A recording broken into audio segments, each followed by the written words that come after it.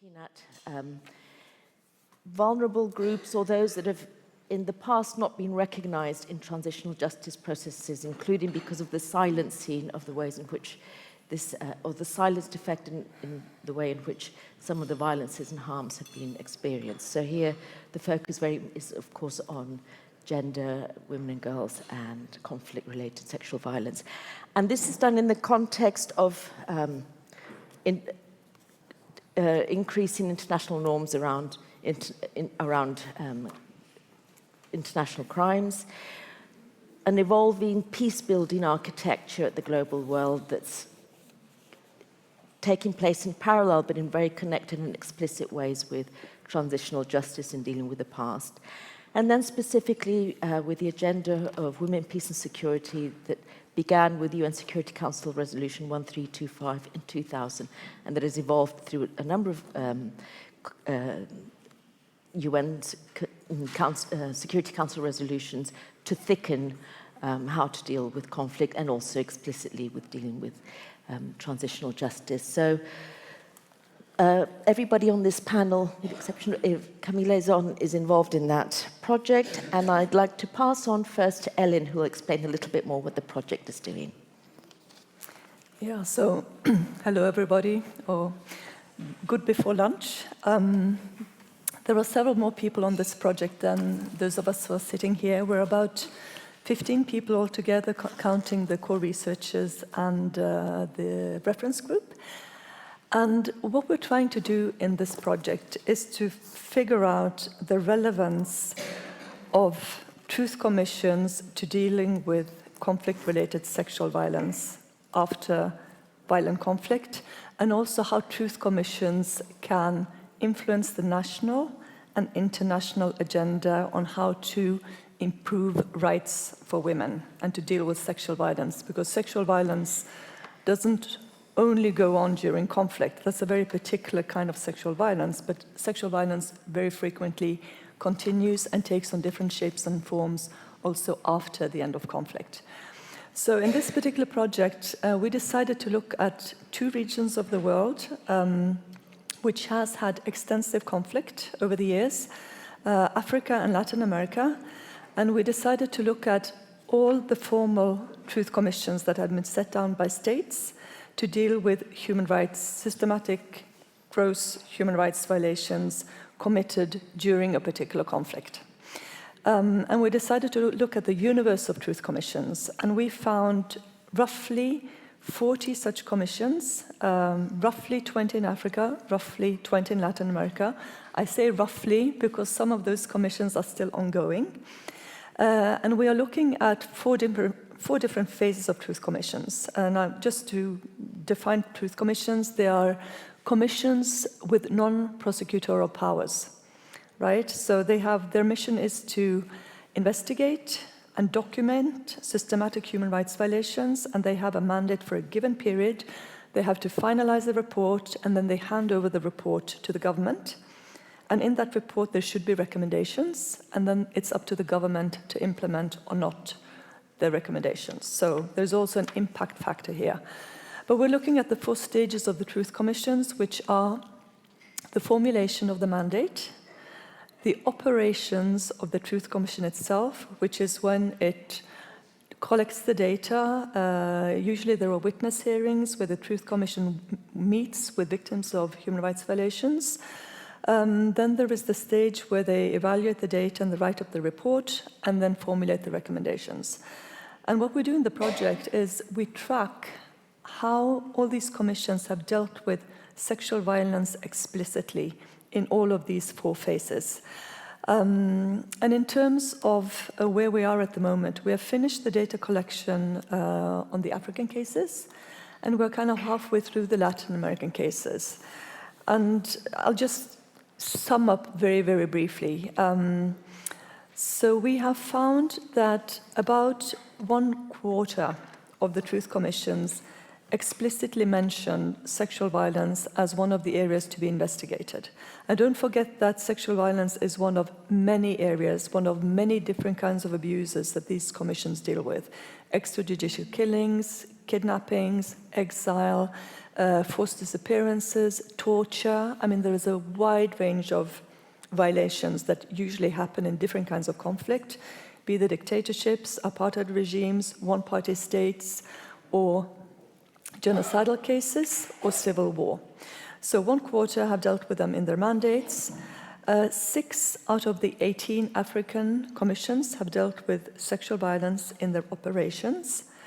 And when we looked at the reports for Africa, we found that all but 2 had actually mentioned sexual violence in their findings. And interestingly, the 2 that hadn't were Uganda and the DRC, where we know sexual violence has been maybe particularly rampant. So just because sexual violence is a huge problem in a conflict doesn't mean that the report actually picks up on this, for all kinds of political reasons, most likely. Looking at the recommendations, we found that about half of these commissions have actually made recommendations on sexual violence. And that's a mix of recommendations. It could be to order reparations, physical, mental, assistance to victims of sexual abuse, for instance. It could also have to be with passing measures to prevent sexual violence in the future, like redoing rape laws, criminalizing, prosecuting even, issuing prosecution of those responsible for violations or are identified in the reports. So there's a whole bunch of different measures that these commissions can actually recommend to governments. And collecting data on the implementation is the hardest part because you need a wide time window to do so, which means that these most recent commissions and those who are still in the process of finalizing the reports, it's way too early to say whether the work of the Truth Commission is going to have any significant impact on the actual country where the report is handed over to the government. But I think I'll stop there and let my colleagues who know the cases in much greater depth and detail than I do take over. Many thanks, Ellen. So we'll begin with Snow. Thanks. Am I audible? Yeah. Okay, great. So I'll actually go through one of the country case studies that we actually did from the African continent, but I'm specifically focusing on Nigeria. So this was the Human Rights Violation Investigations Commission, and it was actually established just after the democratic process in Nigeria. So Nigeria goes through, independence in 1960, but around 1966 already you have a military coup in the country. And then after the military coup, you have the Biafran War in 67, but then you have so much instability within this military sort of rule within the country for almost 33 years. So basically, the commission was established in 1999 in order to provide redress for all the violations that actually happened during all of these different epochs and different moments within Nigeria. And yeah, as I had said, it's established in 1999 and it operates until the year 2002. And here, in terms of the commission itself, it's actually mandated to investigate gross violation of human rights within the country. But when you actually see the terms of reference of the commission itself, you see how sort of gender-blind the scope of the violations of the commission are within the commission process. So the terms of reference was actually informed by different petitions that were actually sent in by individuals in the country to actually detail their experiences of violence during this 33-year period. But the categories of violations that actually are covered within the commission itself include murder and assassinations, abductions, torture, arbitrary arrests, harassment, and also prolonged detentions as well. And within this sort of like scope, the petitions, you almost don't have enough petitions that actually speak to the nature of like sexual violence during like this 33-year period. And I think then when that actually happens within like the commission process, sexual violence is almost deemed as a category that's actually not necessary to actually cover during the time. And I also think like when we actually contextualize the, it's actually called also the Peter panel. When we actually contextualize it, it's also happening in such a moment where I think around, is it 95? Phila will correct me, but Beijing conference is happening there. But you have really like very explicit outlines that are talking about women and conflict and their experiences there, but these are still conversations, right? You only get these resolutions and the WPS emerging only in 2001. So it's really happening in a moment of transition and in a moment where these conversations are already, right, happening within the grassroots and international spheres, but it's just, it's almost in transition, basically. But as we actually look into, I mean, the scope of the commission and also the petitions, we see that actually there are certain people, victims as well, that actually speak about their particular violations. And some of them actually speak to the Biafran War and their experiences during the time. And when we actually look to the Biafran War, we find that there were actually multiple rapes, there was forced marriages, between the Biafran troops and Igbo women. And you also have a lot of sexual slavery, the abduction of women and children within that particular region during that war. And as you also go into the report again, you actually find that even during the times of like, obviously everything is happening during military rule, but specifically by the military government again, you have the Niger Delta also experience a specific onslaught of violence. If anyone is like familiar with the Niger Delta, you'll know that the whole Shell contestation there, Ken Saro-Wiwa was assassinated by the government at the time as well.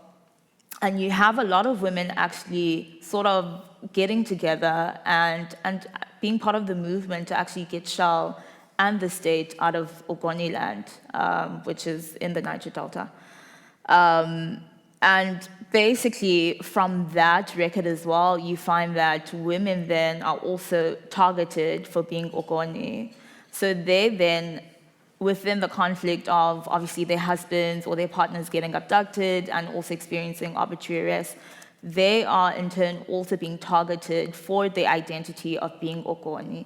And they experience things such as rape, forced prostitution, sexual slavery, and even threats of rape at that time as well.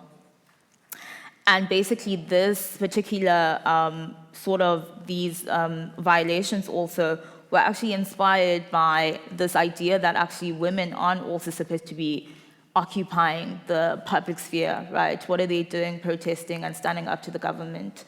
So then sexual violence then becomes this weapon or becomes weaponized in order to actually humiliate these women within their specific space and sometimes also humiliated in front of people that they actually know, basically. But as you actually thread through all of these events, you see how also identity actually really plays such an overarching role, right, within actually the violations of the women. But you also see the women then in how her body actually then starts to occupy such a social component of their particular context. And yeah, I have so much more. I'm just trying to catch up. And basically, when we actually go into the recommendations of this particular report, I mean, this whole report has just, it's so scant in terms of like actually exploring the depth, right, of the violation and the experiences of women, children, and actually at times also men, because in the Biafran War, you actually did get castrations happening at the same time. But you find that it's so scant that actually when we get to the recommendations of the report,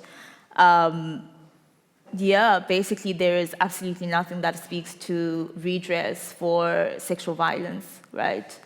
But also at the same time, you also go back to the terms of reference, which actually also like insanely excluded, right, the experiences of women. But then also, I mean, to have recommendations that are so gender blind becomes an outcome that actually marginalizes and depoliticizes the experiences of women within this particular context. And one actually that actually leads someone to think whether the Commission actually did any justice to the women by actually ignoring even the silences that actually, or the women that didn't come forward, right, in terms of actually wanting to send in a petition or share their stories. But also when you look at the terms of reference, it didn't incorporate any kind of gender-sensitive measures or, you know, any kind of measure that could have actually protected the women that actually came forward to actually try and tell their stories as well. So I think that's something we can all think about, right? If we actually don't have all of these measures actually being incorporated at the beginning of the process and actually trying to at least set out or carve out a space where women, children, and any victim of sexual and gender-based violence can actually come up and actually share their stories in a very sensitive manner where measures are in place. Can we actually say that the Commission has done truly adequate justice to the victims in order to, provide a platform for them to talk? And yeah, I think let me stop there. Thank you. No, many thanks. So moving on from the specific experience of Nigeria, Liseko's going to tell us about a few commissions in Africa. Thanks. Yeah, thank you so much. I'm audible, right? Yeah, I can hear myself. So I will be looking at the progress of the inclusion of conflict-related sexual violence in African Truth Commissions. And I specifically look at 4 cases. So it happens after the WPS agenda is passed. And so we look at Sierra Leone, Tunisia, Kenya, as well as the Gambia. Starting with Sierra Leone, which is in 2002, you start seeing mandates actually including the need to investigate sexual violence, which is kind of some of the first time you start seeing that within the African context. And which is interesting with all 4 of these cases is that in the 4 categories of operations, recommendations, final report, and leading up to the Truth Commissions, they all actually speak to sexual violence, which is different across, well, they're the only 4 out of the 19 cases that we actually cover. So with Sierra Leone, they don't actually implement any sort of infrastructure on how to handle sexual violence, but they do mention that there needs to be sort of investigations. They also make it explicit that this sort of sexual violence happens to women and girls, and if it is men, that it only happens in torture and detention zones. And then as we move along between Kenya, Tunisia, as well as the Gambia, you start seeing a more progressive infrastructure. So the idea that you should start having gender mainstreaming policies to ensure that all operations actually are very gender sensitive, or at least sensitive to sexual violence crimes. You also have Kenya speaking specifically to needing experts or expertise around this. So it is the idea that every commissioner, or at least every staff member within commissions, actually understands sexual violence and have sexual violence sensitive like operations like statement taking, even the documentation of sexual violence. And you have Kenya and the Gambia that specifically actually have definitions around sexual violence. With the definitions, you also start picking up that there's a thread that continues where it seems that there's a normative understanding of sexual violence. So oftentimes we will talk about forced pregnancy, sexual slavery, castration if they're specifically talking about males. And in this normative ideas around sexual violence, it's also very gendered.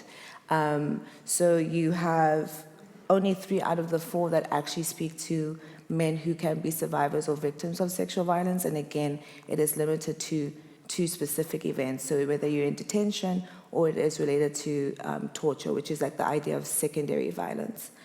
So our significant findings is that with truth commissions after the WPS agenda, they all fill in that sort of gap of actually documenting sexual violence. But then you also start seeing normative ideas of sexual violence. Let me see. So it is specific around these gendered ideas that I'm interested in, whether there is a reproduction of a sort of violence, because you also have the sort of elimination of sexual and gender diverse persons who aren't documented at all in any of the truth commissions within the African context. Now, there are questions on why this is true. It could be the ideas of the criminalization of many of these identities, but then there's also a complete erasure of this violence and an idea that the violence continues even after the truth commissions actually happen. So yes, we see progress within truth commissions, but there are visible limitations that also almost justify or affirm the violence that is happening to certain groups because they are marginalized. So truth commissions still maintain hard sex-gender systems where there's only two genders, and in the event that women are considered perpetrators, it has to be often a very masculine identity of a woman. And also a lot of the sexual violence is assumed to be a weapon of war or some level of extreme violence, but never the idea that it's still quite taboo to assume that there is any sort of pleasure involved in the sort of violence that happens between a perpetrator and a victim or survivor. And also it continues the ideas of rape myths, so the idea that men are perpetrators and women are victims, and also the idea that men are impenetrable or invulnerable to the sort of violence. Okay, so again, it just reestablishes narratives that also exist outside truth commissions, which is specific to the rape myth, as well as the idea of stranger danger. This is despite the fact that there is information that speaks to increased intimate partner violence during conflict, but the reality is that truth commissions do not document that at all. So again, there's this normative idea of what violence looks like, what the actors of violence looks like, and then what happens during the truth commission process is that there's a regurgitation of this idea and also what we understand or can even understand about conflict-related sexual violence. That's kind of me. Thank you.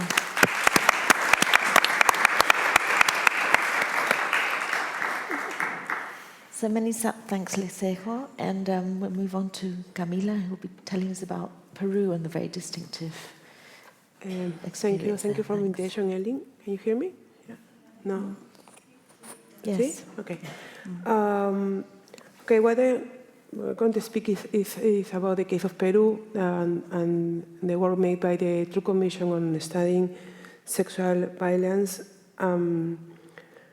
I say when the Truth Commission started, this was not on the focus of the Truth Commission. No? When they started to analyze the cases and collect the information, sexual violence was not on the focus and on the things that they were thinking on doing. And this is also related with the history of the Peruvian human rights movement that was really linking with the church. So sexual and reproductive rights were not in the agenda.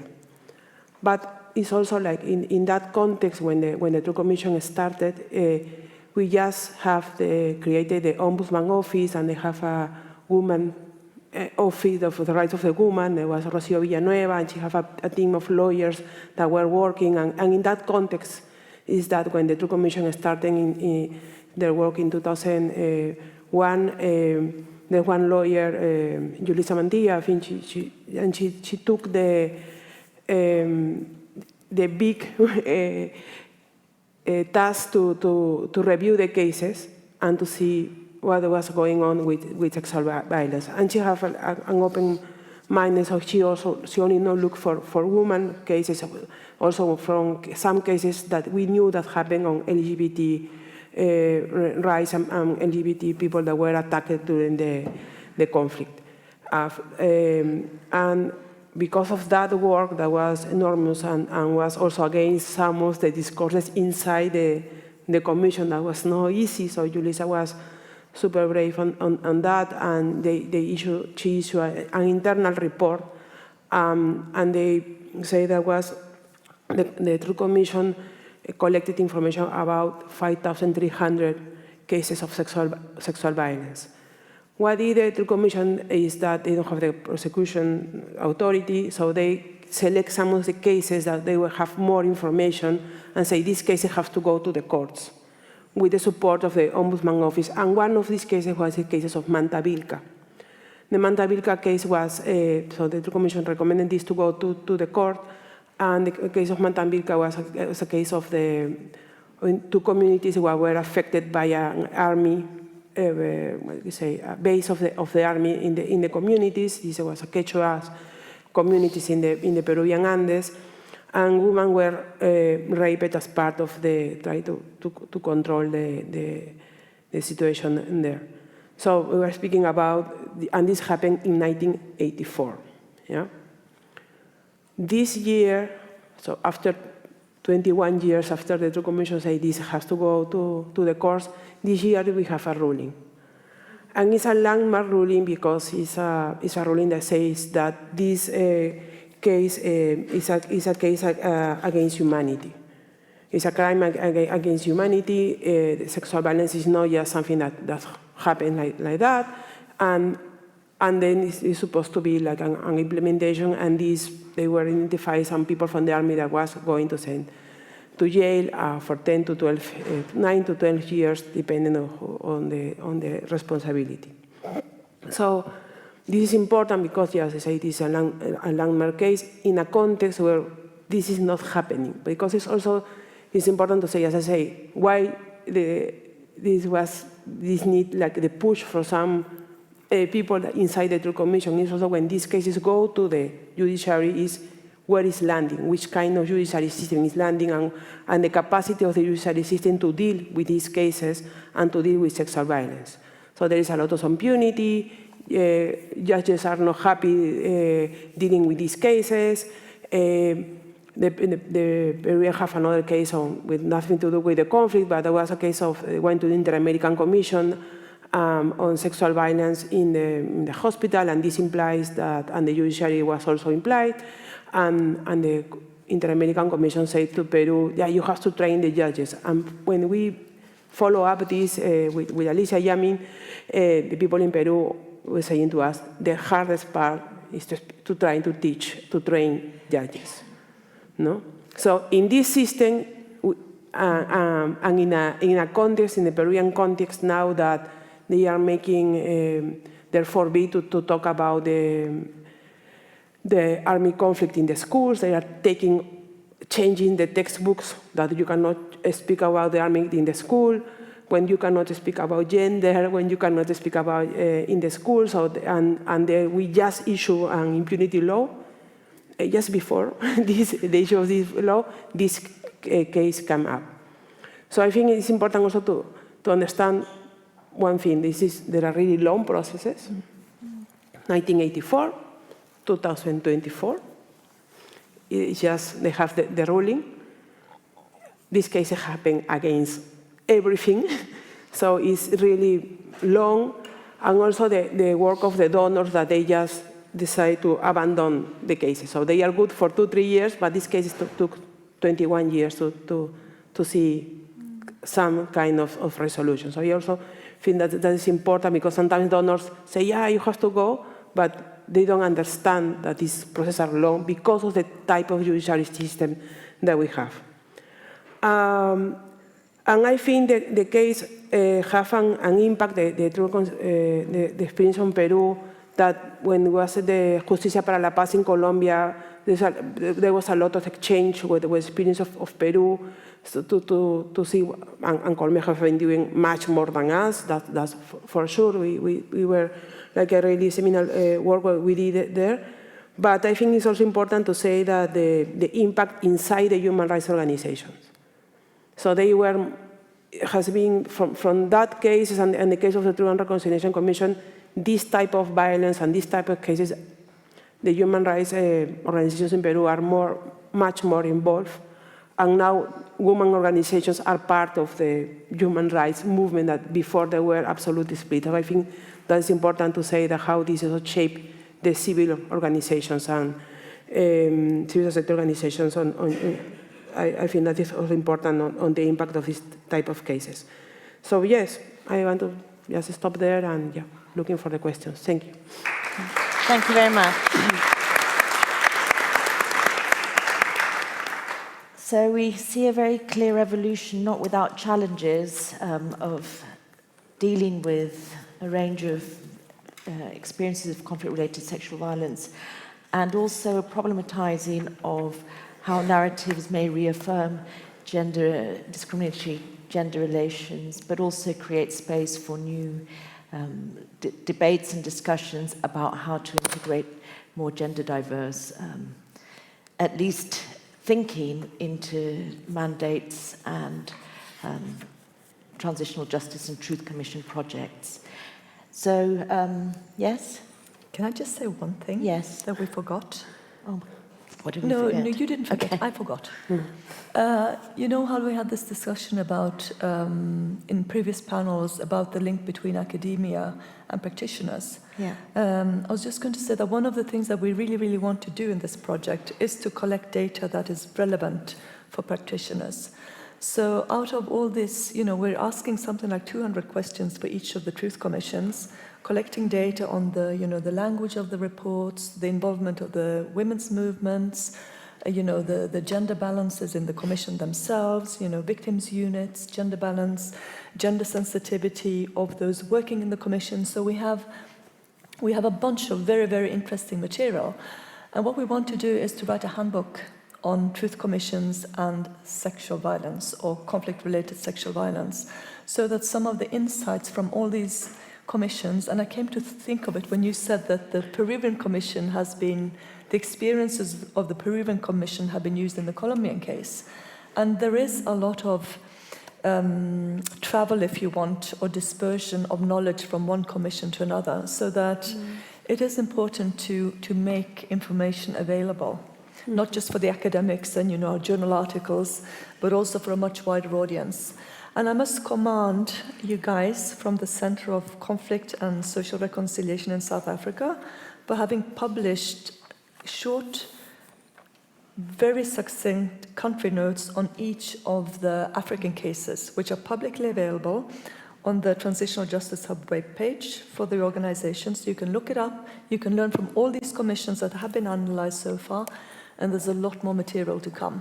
Yeah. Also looking at the interaction between the truth commissions and the development on the international legal system. That's another central part of the project.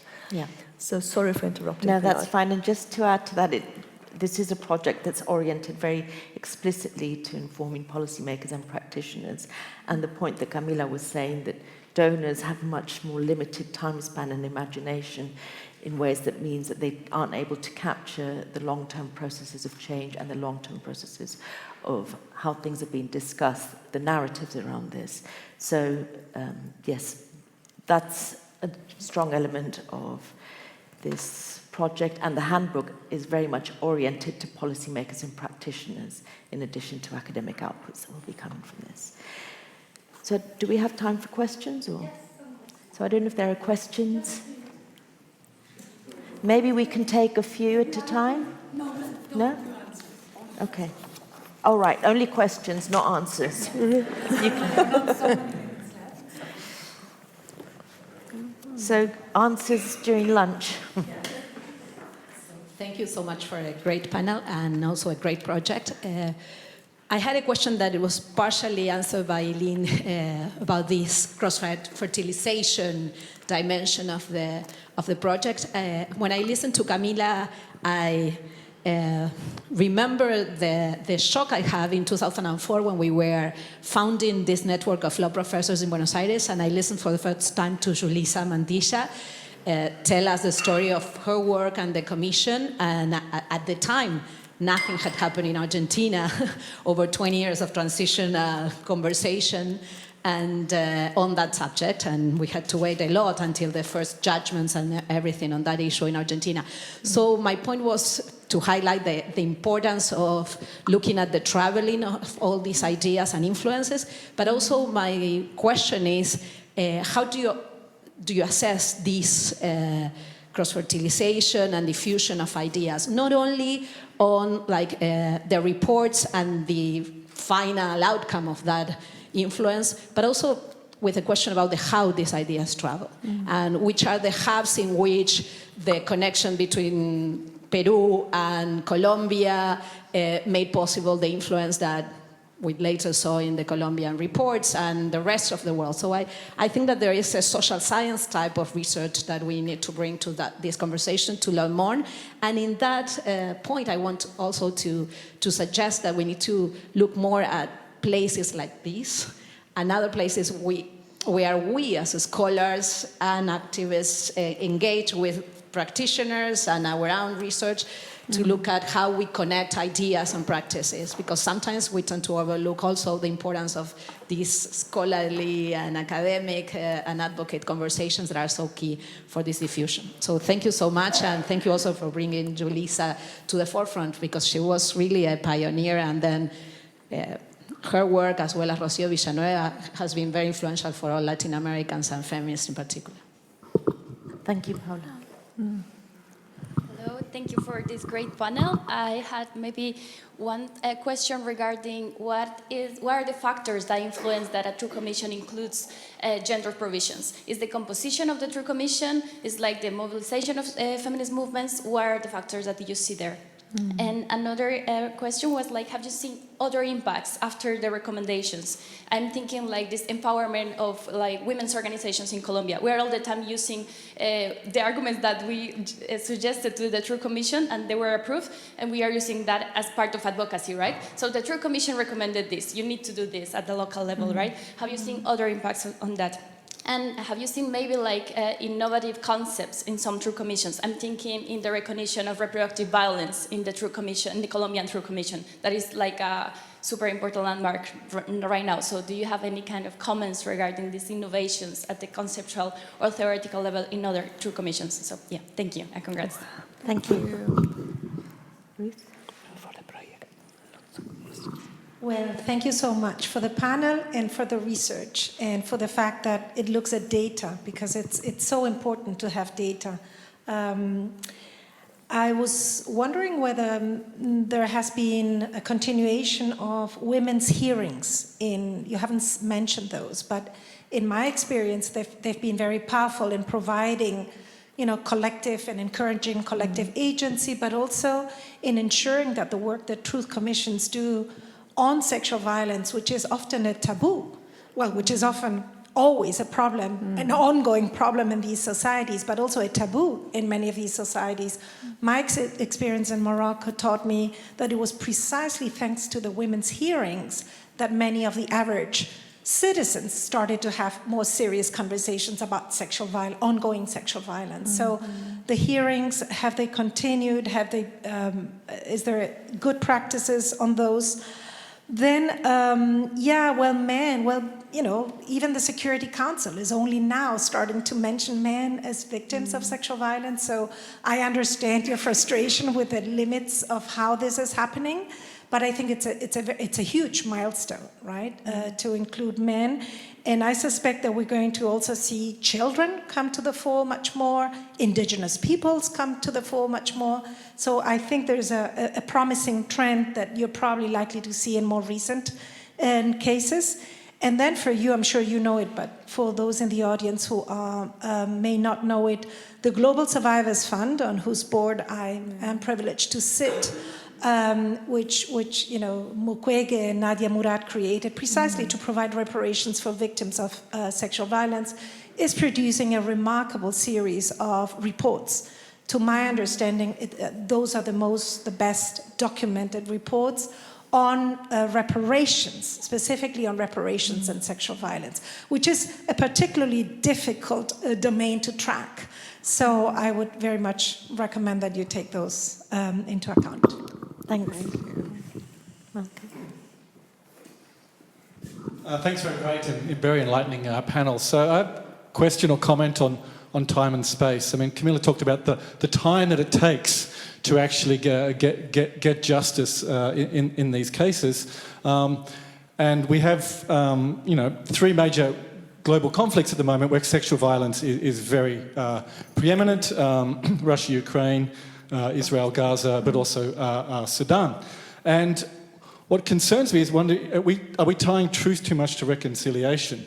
Because what happens at the national level, these commissions emerged 5-10 years after the conflict, they take another 20 years to do their work.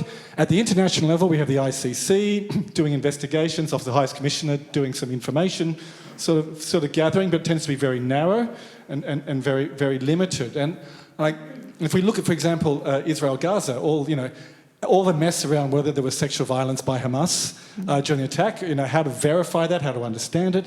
Now we've got new information coming out around Israel prisons and what's happening to Palestinians there, but amazingly not global outrage, partly because of information mechanisms.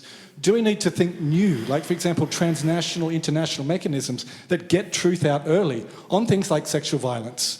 Because it's things like sexual violence and land that often come last in these sort of transitional processes. So are we too bound by the early Argentinian, South African models of thinking about this? And how would we think afresh?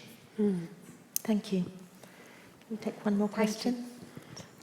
Thank you once again for this really important project. I have learned a lot from this project over the last few years. And I just wanted to say that, in South Asia, we've not really had truth commissions.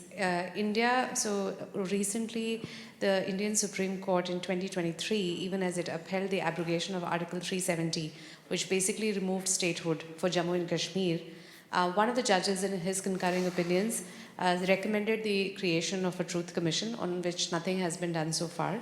There have been a couple of truth commissions in Nepal and Sri Lanka, but they have really not been very successful in terms of even sort of doing the work of processing the claims and so on. And I do not know enough about it, and I do not know if that is because there hasn't been the kind of support that is necessary for these commissions to work. So I would really be grateful to know, what are the conditions. How would you, even as you collect the data from all these commissions, how do you define success? And also this project is about truth commissions, which I think is a larger set within which we have a subset of truth and reconciliation commissions. And I wanted to understand the difference between those, like in your data project, whether you're looking at all of them.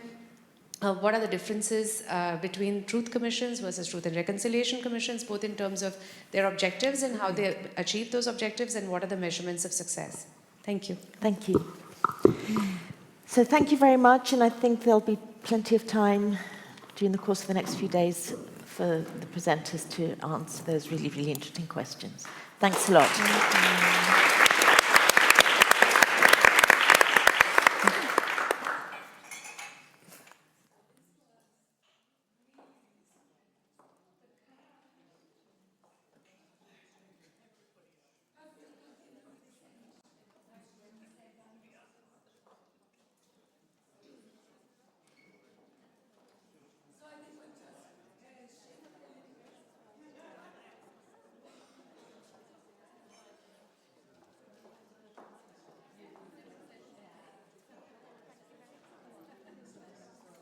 Same. We should have a duet one time.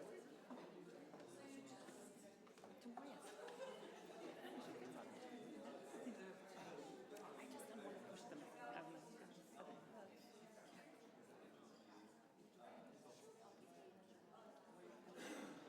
Have it on my phone.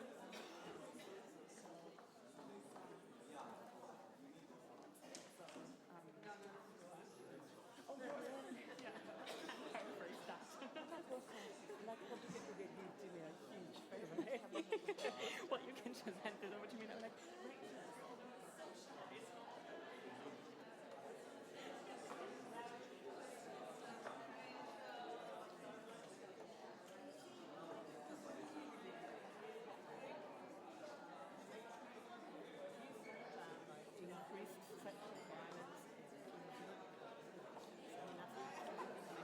so just about the question, yes, and I will, as I said, I will paraphrase them anyways, but if you feel more comfortable, I can also say that you will all elaborate on these questions, some of them on all, some of just on a few. But all the gaps, I've just realised that I'm not really going to talk mostly about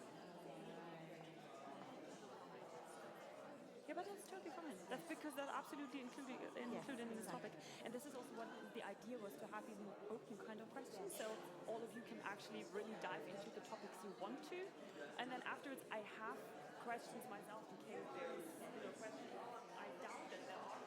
Because of that, I really want to dive into the question round from the audience right after your presentations that we're actually answering questions. Like, amazing. Where are you going to sit?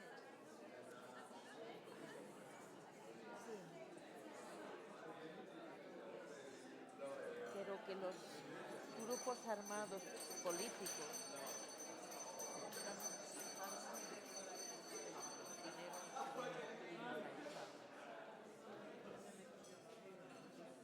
y entonces lo que quiero decir es que at the front line,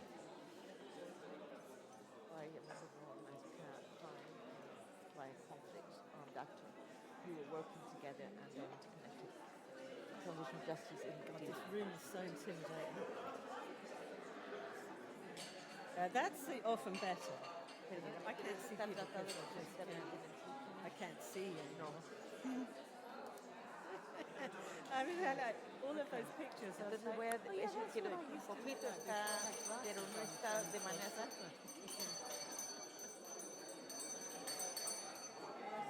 ¿A ti también estás aquí? Ay, qué bien.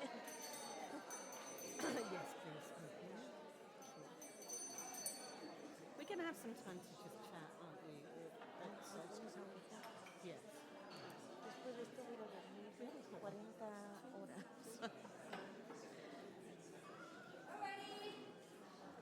He's alive. He's with the cat. The cat's very happy.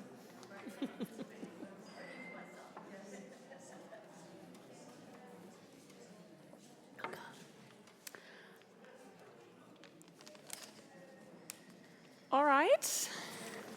We would like to start with our next event on the research agenda for the transitional justice topic or series here. I am absolutely thrilled to be on stage here with these four powerhouses of the Transitional Justice Seminar Series.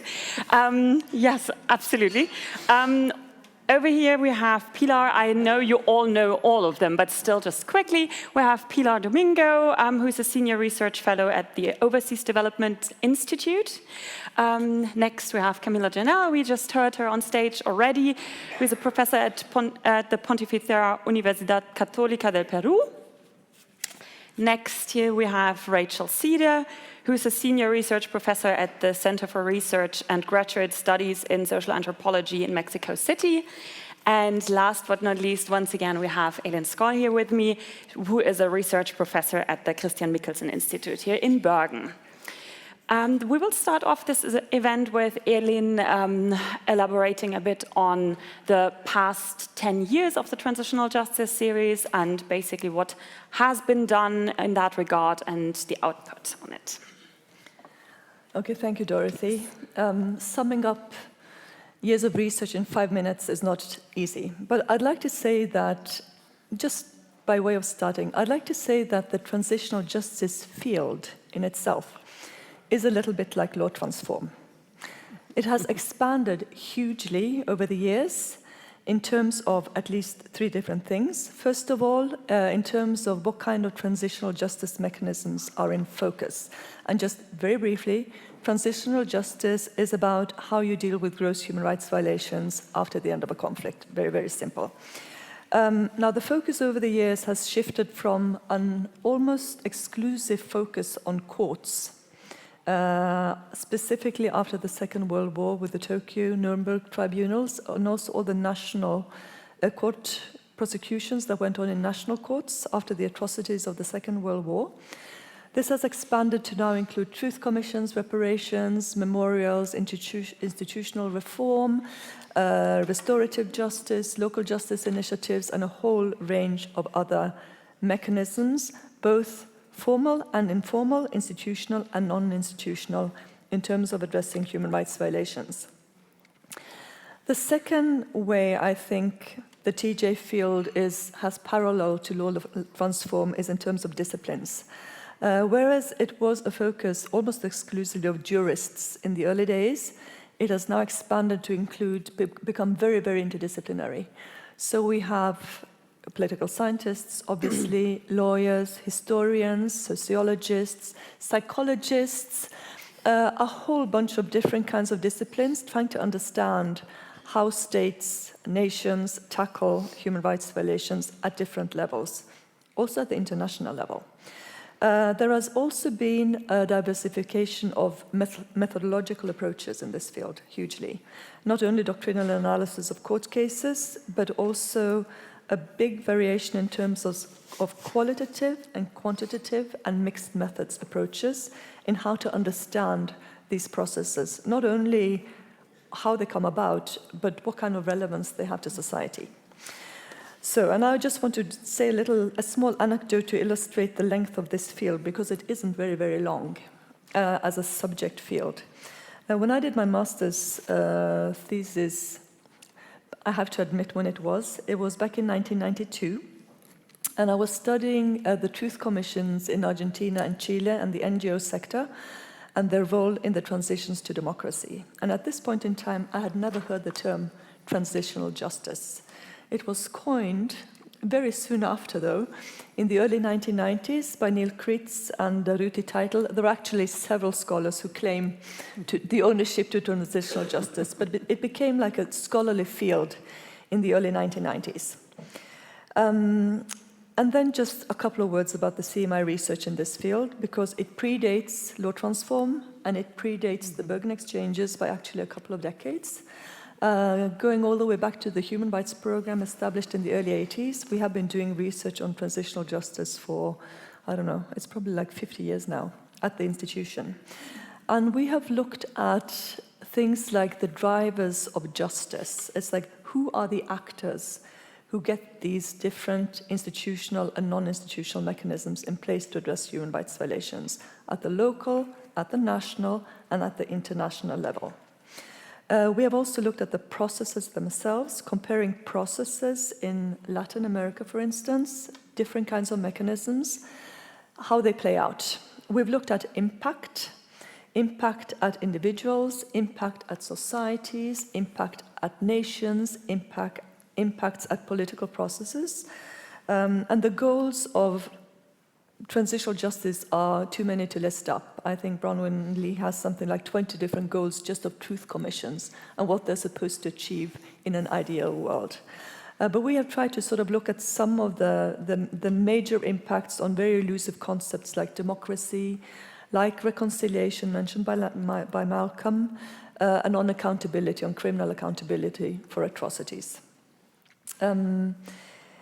We have done comparative work, we have done in-depth studies, we have looked much more narrowly at truth commissions. Like the former panel, we discussed the specific focus on sexual violence, but we've also had comparative projects between Latin America and Africa looking at the implementation of truth commission recommendations more broadly. So this is just like a little presentation of what we have been doing and what our concerns have been. But I think one thing, and that is that these mechanisms are not going out of fashion anytime soon. And I think we'll get back to in this panel about why that is not so and what we foresee between now and maybe the 20th anniversary of the Bergen Exchanges. So thanks. Yeah, thank you so much, Elin. Thank you so much for this brief overview.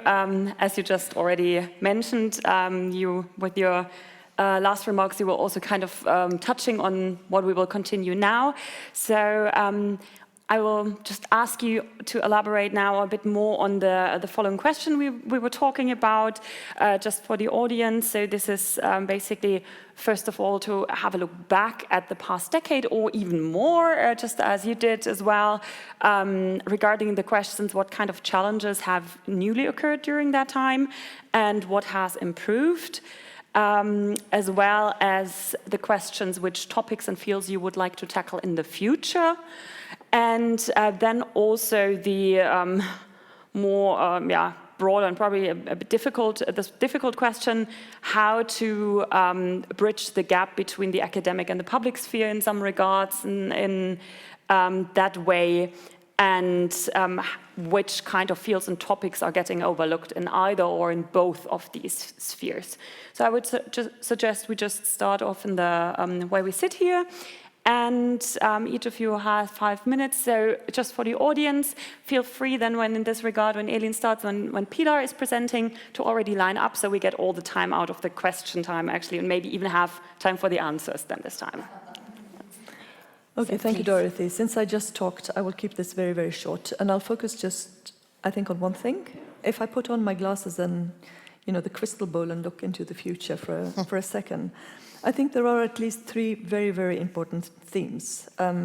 One is something which we have started to observe now, and that is the transplantation of these transitional justice mechanisms or tools, as we call them, which have generally been developed in the South to deal with conflicts, horrible conflicts, civil wars, military dictatorships in the global South. What we see now is that increasingly countries in well-established democracies with well-functioning institutions are actually adapting some of these mechanisms to address their own histories of violations and injustices, especially against their indigenous populations and other minority groups. So for instance, just for the sake of curiosity, we've had a Truth Commission in Norway, which just finished off its work last year in June. So this is not just a global South armed conflict scenario that we're looking at. So I think we will see much more of this in the future. There are already commissions now in the US looking into slavery, for instance. So we're seeing a broadening scope of what kind of historical periods and which kind of targeted groups are actually being, how should we say, the focus of these different mechanisms, like reparations, like apologies, like court cases, like truth commissions. The second thing I think is going to happen, and we've touched upon it today, and we've touched upon it in other panels, is the diversification of the understanding of gender. So the focus on women has slowly been seeping into the transitional justice field, but I think this is now a breaking point where men are going to be brought in again, and also more gender diverse conceptions of the human being, basically, and different kinds of violations. And I think the third thing that's going to happen, and I'm going to, Malcolm stole my point, and that is recent ongoing conflicts. Because I really think we are witnessing now a turn back again to the role of international courts. A lot of these violations have been left to national governments to deal with. And what we see now is that when national governments fail, either because they don't have institutions functioning like in Gaza at the moment, or because they have no will whatsoever to look at themselves and admit atrocities like the Israelis right now in their murdering of thousands of Gazans and imprisoning 10,000 in the West Bank, speaking of who's holding who capture here. I think this turn to international courts as a last resort is going to be very important, and in that, the intense political battles at the international level that we're seeing about justice, what justice is, who has access to justice, and how should justice be played out. So I think there is much more politics in this than we like to think about when it comes to courts. We think of courts as enforcing the law. No, they need a context in which to enforce the law, and when you have really important, huge, heavy, powerful international actors who don't want justice to happen, it's really hard. So I really hope, and I think we will see more of this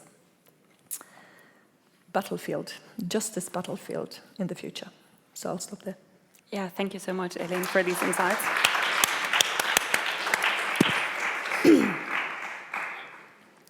Thank you, Dorothy. I often wonder what I'm doing on panels on transitional justice, because I keep saying I don't really work on transitional justice, but it's like glue. And I was thinking actually to Pilar and I, when I used to work in London, we taught a course in the 1990s on the human rights and politics in Latin America, and we taught a lot of comparative stuff on transitional justice then. And now I teach anthropology on transitional justice to my students. So, you know, in some ways, I'm kind of tracking the methodological and disciplinary transformation of this field. But So, as Ellen said, how we define transitional justice as a field of practice and as a field of study has expanded and transformed.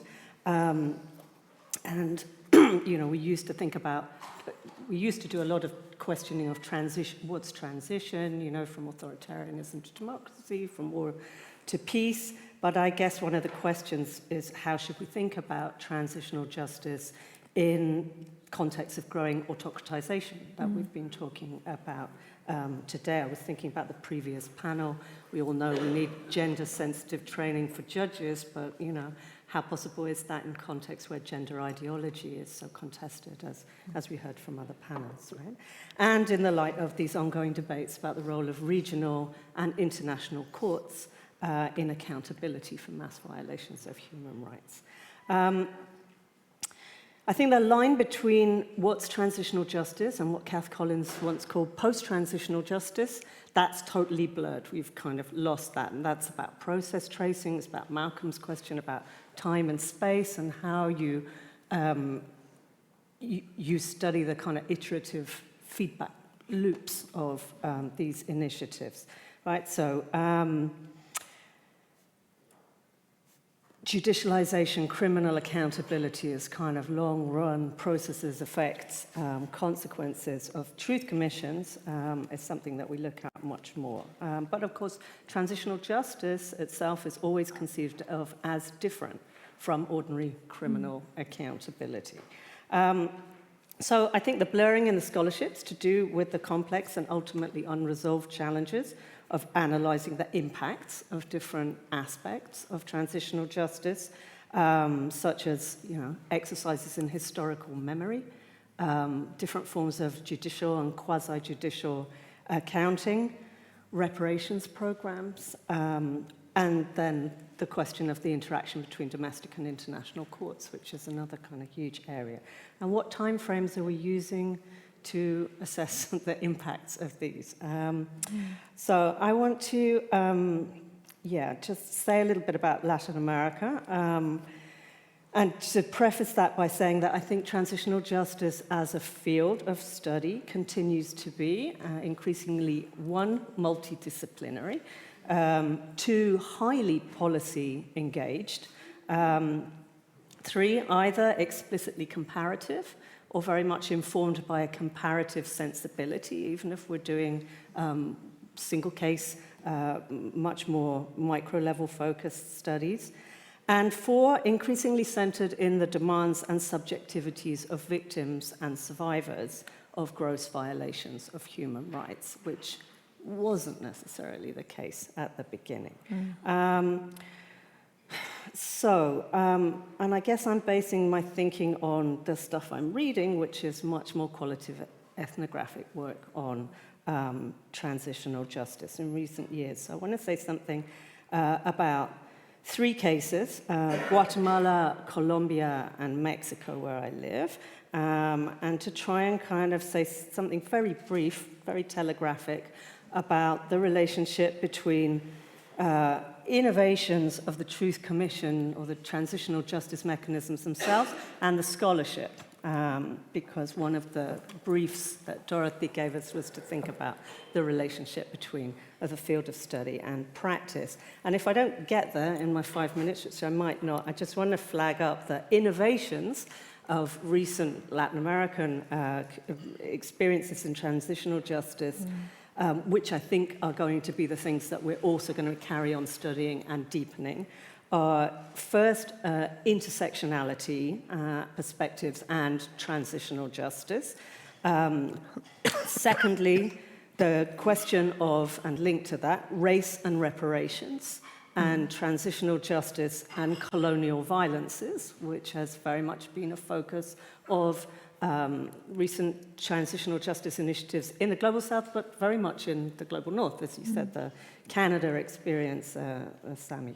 And third, the intersections in transitional justice with the debates on indigenous ontologies and notions of harm and repair involving the human and the non-human as consequences of mass violations and conflict. So those are the kind of 3 takeaways or big points, I think. And let's see if it makes sense to kind of run them through those 3 cases. Okay, so Guatemala, what do we have? Well, transitional justice really as historical memory. The exercise itself after the end of the armed conflict. You have post-Truth Commission transitional justice litigation, which takes years, like the Manta y Vilca case in Peru. So the genocide trial, the Sepur Sarko trial, which is the first domestic trial on sexual slavery and armed conflict. The ongoing cases of Ishil women, which are also sexual violence and armed conflict cases. All of these court cases taking place in a context of autocratization and backlash and capture of the courts, right? Which, as Dan and other people have written about for Guatemala, most of the backlash is to do with anti-corruption judicialization, but transitional justice litigation in domestic courts was also a major factor in backlash, so kind of that relation. To talk about innovations, just very briefly in Guatemala, I think the evolution from the Truth Commission narratives and framings, which were really about putting testimony center, but they were lots about counting as well and documentation, to these litigation efforts, these what I'm calling post-transitional justice or post-Truth Commission litigation efforts, have increasingly tried to employ intersectional, historical, and decolonial frames for understanding harm and, to a lesser extent, reparations. And I think the scholarship, in that case, has mirrored and supported efforts to employ these intersectional, historical, decolonial, victim-centered perspectives. So lots of the scholars involved, we've been involved as special expert witnesses in the cases, in different processes of accompanying survivors. And there's also been a really wonderful amount of literature and study on understanding language and translation and mistranslation, more anthropological linguistic work. I'm thinking about Maria Elena Garcia's work on Guatemala, but also on Peru, Pasha Bueno Hansen's work on the Manta y Vilca case. Rachel, if I may interrupt I'm going to have you to stop. Yeah, Okay, unfortunately. You're going to have to ask me about Colombia continue. and Mexico afterwards, but I would say Colombia has everything, multiple innovations as usual, and yeah, we can talk more about Colombia. And Mexico, we just had a new Truth Commission report, and nobody cares, right? So, I mean, that's also, yeah, how we tend to focus on the cases that are innovative and da-da-da, but what about the cases where Truth Commissions just kind of churn out these reports and they don't make any difference? Thank you. Well, let's...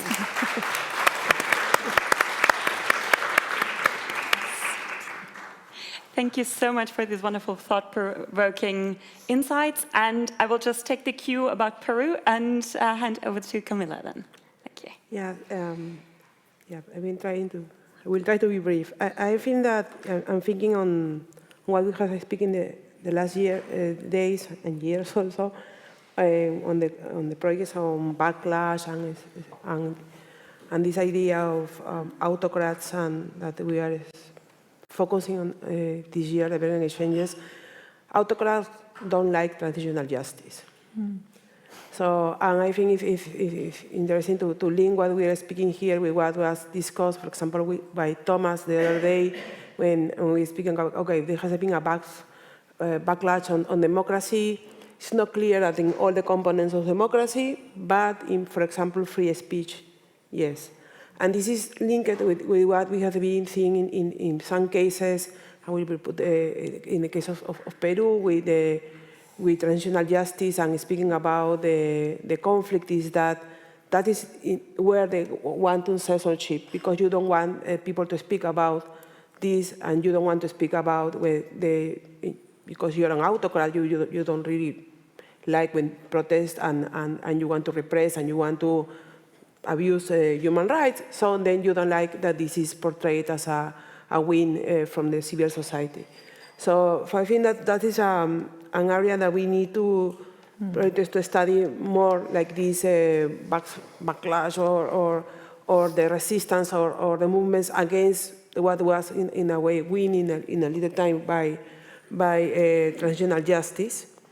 And also to be more aware of that the autocracy also means that there are some leaders that they don't care about the democratic rules and international organizations and international systems and that. So for example, in the case of Peru, we just issued an impunity law.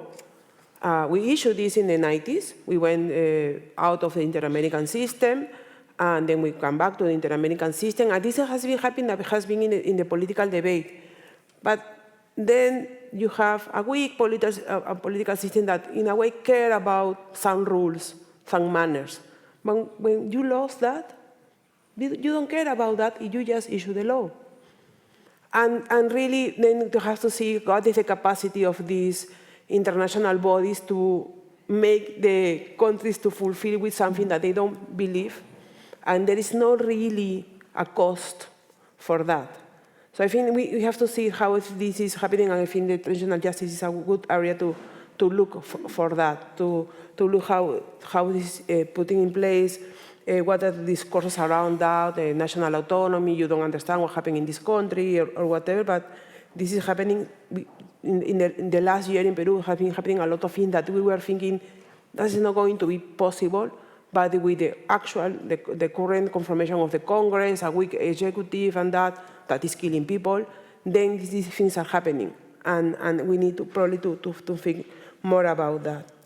Also, and I think this is something that we are going to speak tomorrow, on this idea of censorship, freedom of expression. They make laws to, for example, to limit the cinema, movies. That is a way that we reproduce and make memory.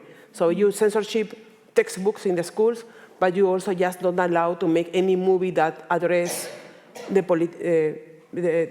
conflict, the armed conflict in the past. So we have a new law that is limiting this, and there has been proposals to say that if there is a public fund that filmmakers apply, there has to be a guy from the army to say this is possible or not. No. So this is the level of debate that we have, but again, this is because the democratic rules, they don't care about that. And that's the thing with autocracy and the things that we are seeing in the regions and inside and outside Peru. It's just, I'm speaking about Peru because it's the case I know more because I am living there.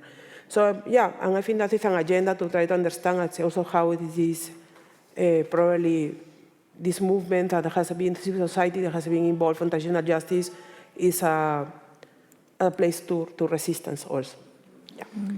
Yeah, thank you so much, Camila.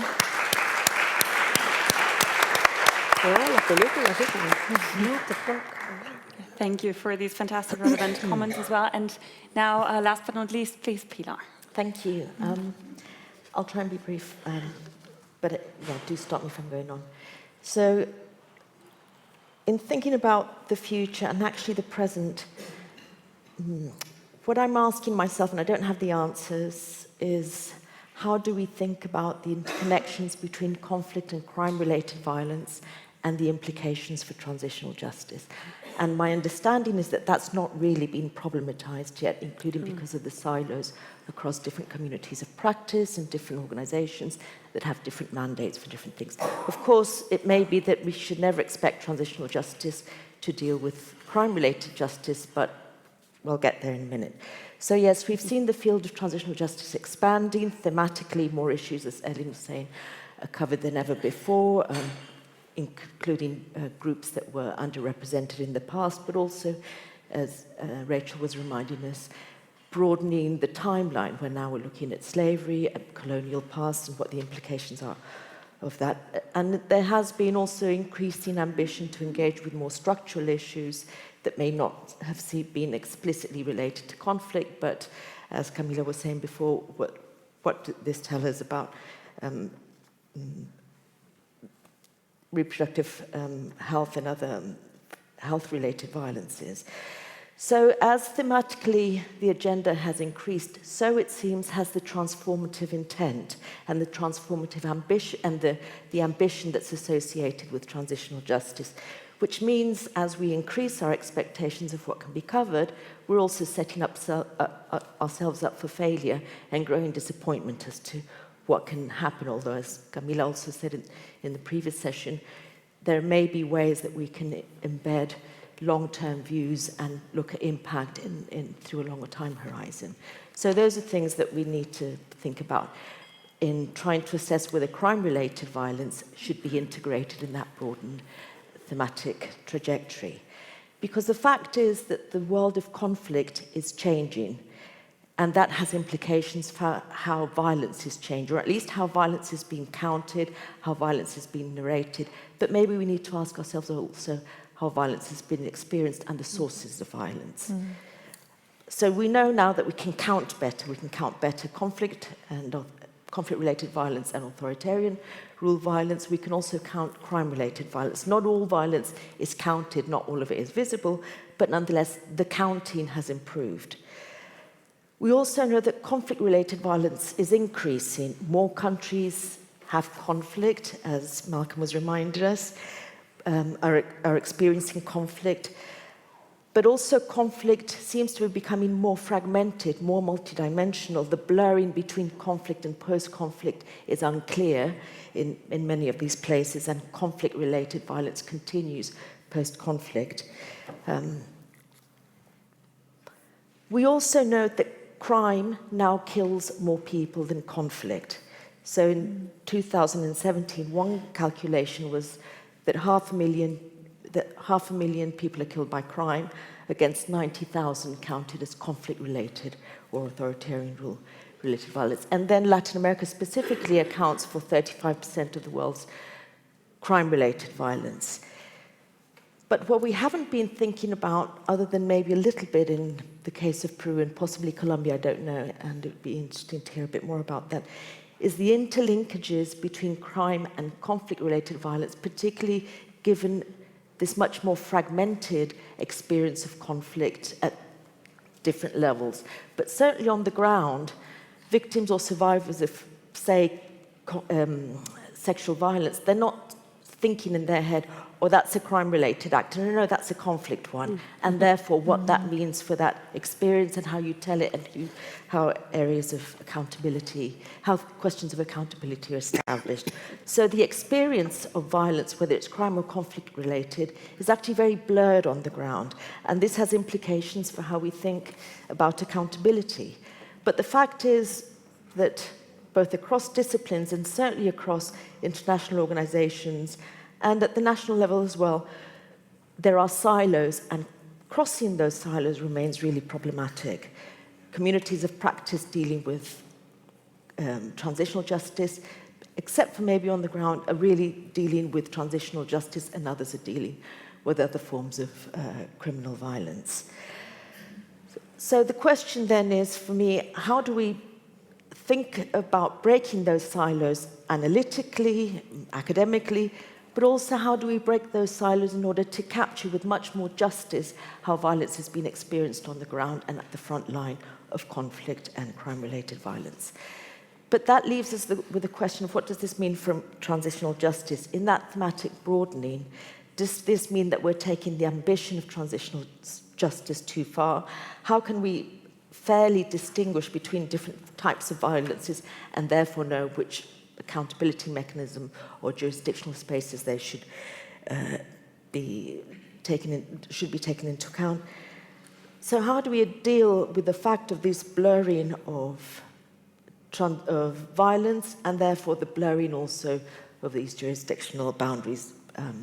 And is this a plausible agenda? So I'll stop there. Thank you so much.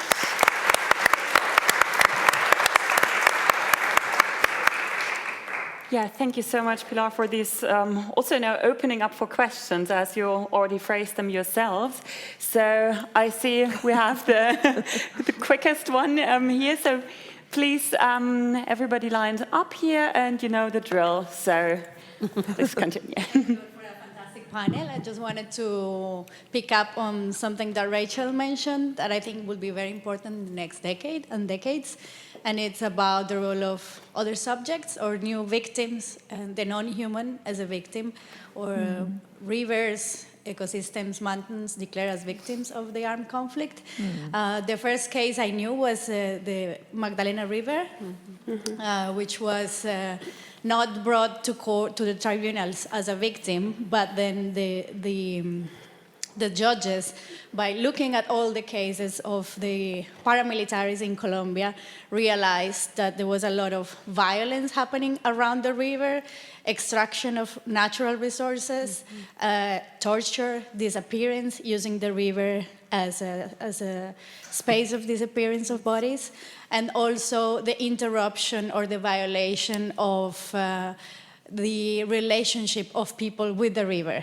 People go have their festivities in the river, people fish, people do things, and they were very scared of the river because of the death bodies that they were finding, and so the river became a space of fear for people.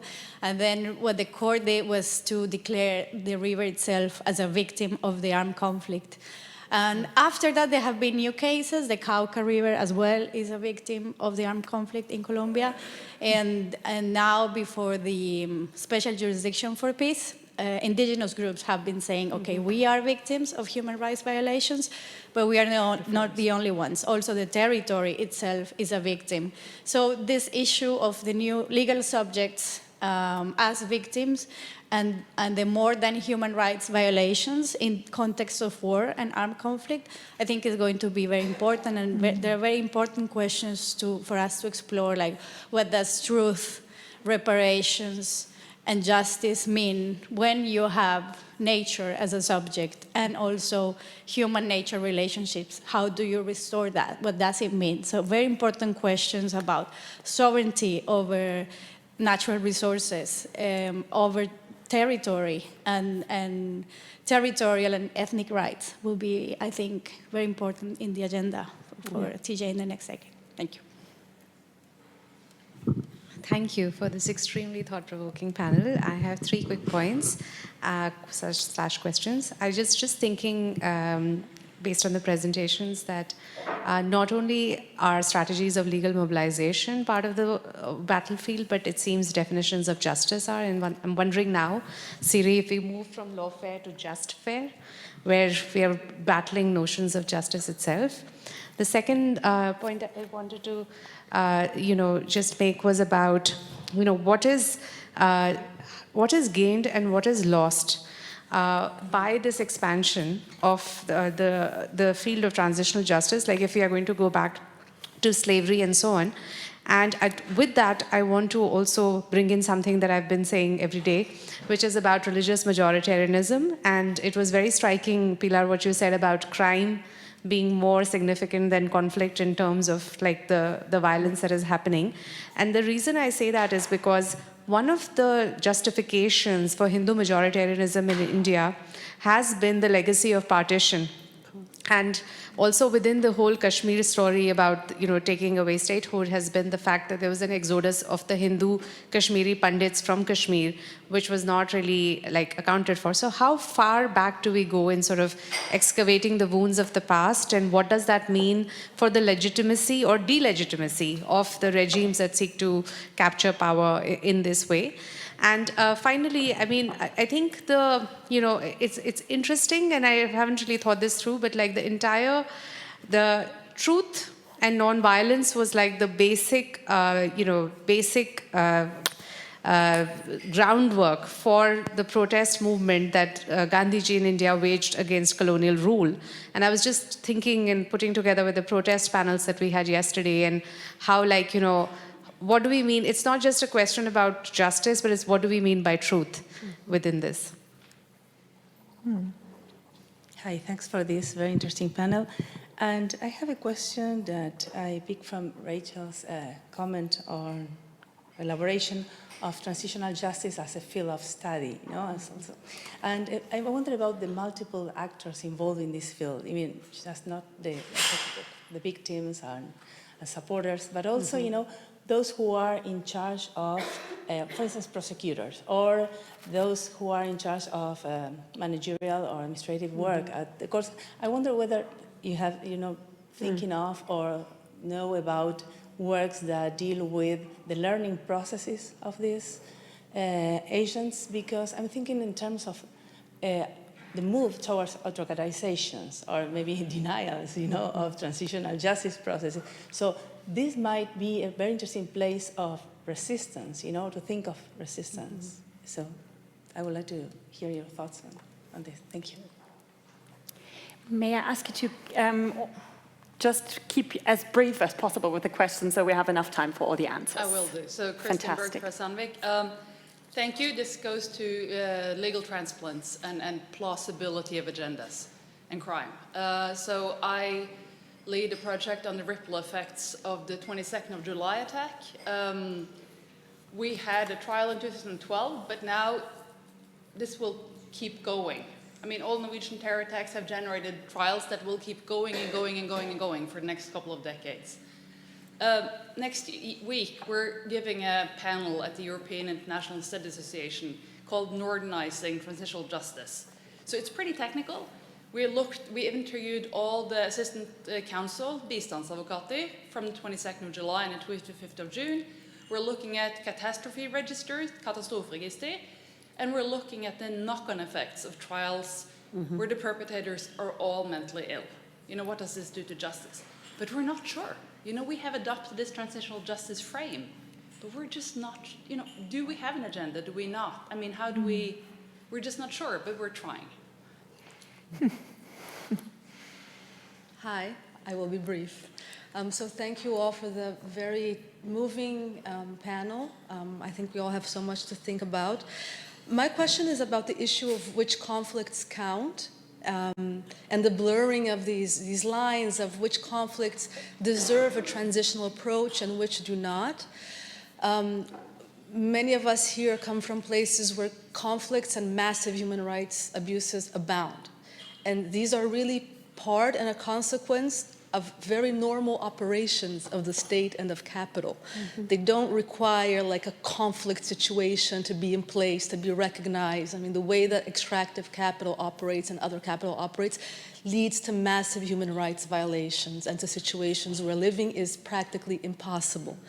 So this theme has come up in Brazil again and again of like, okay, so we have a situation of a river basin which is entirely contaminated, bodies contaminated, people. Is this a conflict? Who is in this conflict? Is this a situation for transitional justice? Is that stretching the concept too much?